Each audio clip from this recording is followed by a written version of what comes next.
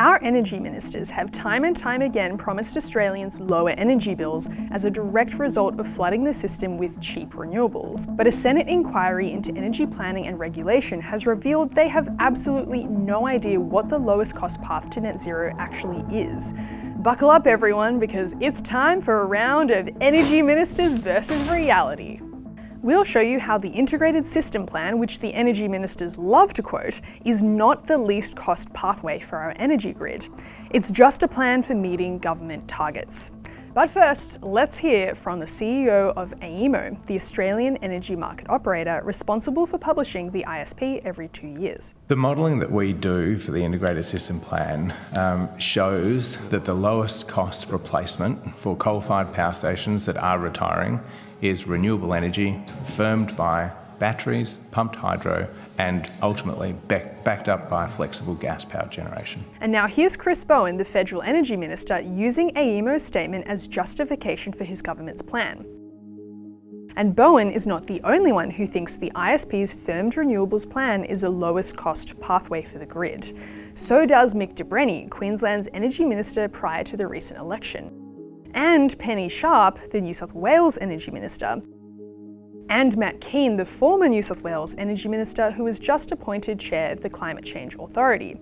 Here's Keane talking about AEMO's plan at Senate estimates. They've looked at what the cheapest replacement cost of the existing infrastructure is. So at a high level, they've looked at the alternative solutions to providing cheap, reliable electricity, and they've said that the integrated system plan is the way to do that. So according to Keane, AEMO has found the cheapest replacement for coal by looking at alternative solutions. Now, you'd think those alternatives would include nuclear energy, since it's now an official part of the opposition's policy, which means it could be government policy following next year's election. But AEMO does not consider nuclear power at all because of current legislation. And yet Matt Keane confidently asserts for a second time, the ISP is a look at the counterfactuals as to other sources of generation to provide the cheapest replacement cost of the existing system. He seems to think the ISP includes multiple counterfactuals testing different generation sources, but the ISP only tests one counterfactual against its many different renewables pathways, and it's just another pathway that relies on renewables, gas and storage, the only difference being it excludes new transmission projects. That means the ISP counterfactual does not consider any generation sources outside of renewables and gas. But here's Matt Keane reiterating for the third time that the ISP really does find the cheapest pathway. What the integrated system plan does, it's looked at how we replace the NEM, or effectively replace the existing sources of generation that provide electricity to the nation, and looked at the cheapest pathway for doing that. Now look, Keane's misinterpretation of the ISP is understandable.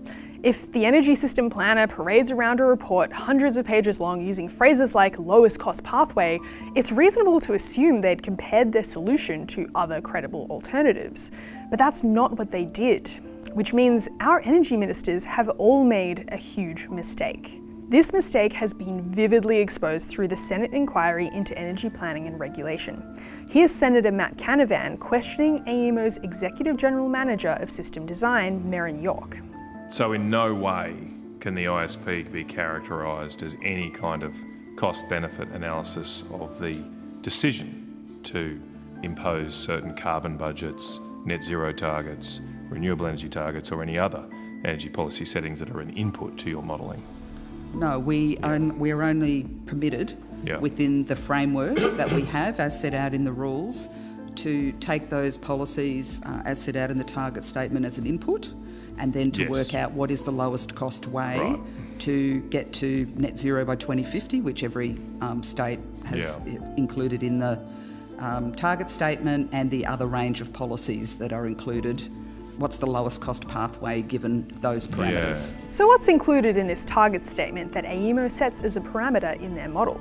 An absolute deluge of government policies. We're talking emissions reduction targets in 2030, 2035, 2040, 2045, and 2050, renewable energy targets, EV targets, storage targets, and much more. But the nail in the coffin of the Energy Minister's blind trust in the ISP is Chris Bowen's renewables target. Our policy is, of course, getting to 82% renewables by 2030, backed by storage, backed by transmission, and backed by gas peaking and firming. That's the plan supported by experts, underpinned by the Integrated Systems Plan. It's a carefully designed plan. Bowen uses the ISP's inclusion of his 82% target as proof that the experts think his target is a good idea. What he doesn't say is that AEMO's experts don't consider any other alternative. The ISP is supposed to look at a range of plausible future scenarios to make sure its plan for the grid guards against the risk of over and underinvestment in the face of uncertainty. But in recent years, the ISP's scenarios have become almost indistinguishable from each other. This graph shows the different trajectories of renewables penetration in each scenario in the ISP. Currently, about 40% of our electricity generation comes from renewables. In the 2020 ISP, the scenarios had quite a broad range of renewables penetration, and all of them were well below 82% in 2030. In the 2022 ISP, there was only one scenario that exceeded 82%. After that, 82% became policy. In the 2024 ISP, all scenarios had to hit the new target. This means the ISP does not consider any future in which we fail to reach 82% renewables by 2030. It only finds the lowest cost system, assuming we have to reach the government's renewables target, no matter how difficult or expensive it may be. And boy, will it be difficult. Most energy experts agree it's highly unlikely to be achieved. The 82% renewable, I think, still looks very challenging indeed. I think it was, in my view, an unfortunate commitment to make, because we might get to 70% renewable by 2030. A workforce report commissioned by AEMO showed that demand for electrical engineers would triple by 2029 before dropping below current levels in the late 2030s. This huge increase in demand brings a high risk of skill shortages, meaning that under the government's 82% target, continued project delays and cost increases will likely be Australia's future. So why would AEMO bind the ISP, which is supposed to find the lowest cost system, to such an unrealistic target that will likely drive up costs for consumers? It all hinges on a change in the national energy rules requested by the energy ministers that came into force in February this year. Here's AEMO's Group Manager of System Planning, Eli Pack, explaining. So the ISP rules require that AEMO must consider government policy when developing the ISP. Eli is referring to a new clause in the rules which states that AEMO must consider the targets in the target statement when drafting the ISP. I understand that there's been some debate around what it means to consider a government policy. So what we did is we looked back at the determination. So what happened when those rules were made. So it's not just the rules that we follow, but the determinations can sometimes help clarify a grey area there. So when I looked at that, I think it was the ESB that determined those rules. Eli got a bit mixed up here. It wasn't the ESB, or Energy Security Board, that requested the rule change. It was the Energy and Climate Change Ministerial Council, or ECMC, which is chaired by Chris Bowen and includes all the state's energy ministers. They said that inefficient outcomes are likely to emerge when power system planning occurs without regard to committed government policy. I honestly don't know where Eli got this from, because nowhere in the final determination for the rule change does it say anything like this. What it does say is that AEMO needs to consider, as a minimum, the targets in the target statement and have regard to all relevant targets when preparing ISP scenarios. But AEMO didn't thoughtfully consider these unrealistic government targets. They could have included all the targets in one or two scenarios and then had other scenarios depicting the likely future in which these targets are missed or removed, but they didn't. So we felt that at the moment that we should plan for government policy to deliver. If we removed government policy from our scenarios, or any given scenario, that would actually reduce the likelihood that a government policy can be met.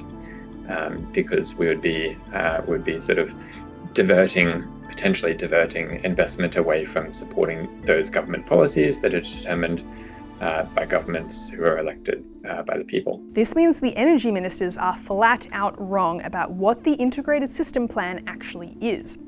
They are still under the illusion that the ISP is this independent expert master plan that has looked at all the counterfactuals and all the alternative pathways and come up with the cheapest version of our future grid.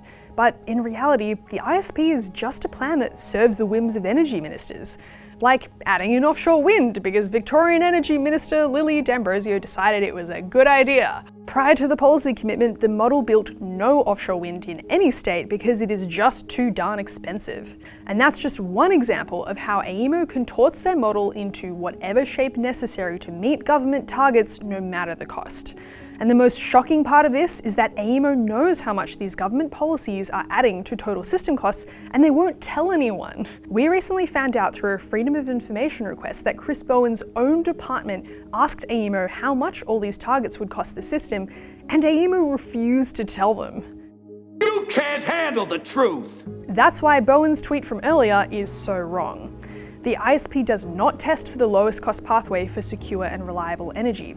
If that's all the model did, the ISP would probably just recommend building new coal plants because coal is dirt cheap and Australia does have enough supply to last thousands of years. But AEMO excludes new black and brown coal from consideration due to net zero government policies. And even if coal weren't excluded, the carbon budget constraints placed on the model are very tight, forcing existing coal plants to close a lot sooner than the end of their technical life. But hey, let's assume what Bowen meant to say was the ISP finds the lowest cost pathway for secure and reliable and clean energy. That's still not true because of the aforementioned exclusion of nuclear. So does the ISP find the lowest cost pathway for secure, reliable and clean energy other than nuclear? Still no. The ISP assumes consumers will invest in rooftop solar and home batteries that will support the grid, but then doesn't add in this cost to the model. You can check out this video for a rough cost estimate, link below. But long story short, we're talking hundreds of billions of dollars. Incentivizing small-scale solar and batteries instead of more cost-effective large-scale generation and storage will increase costs to the system.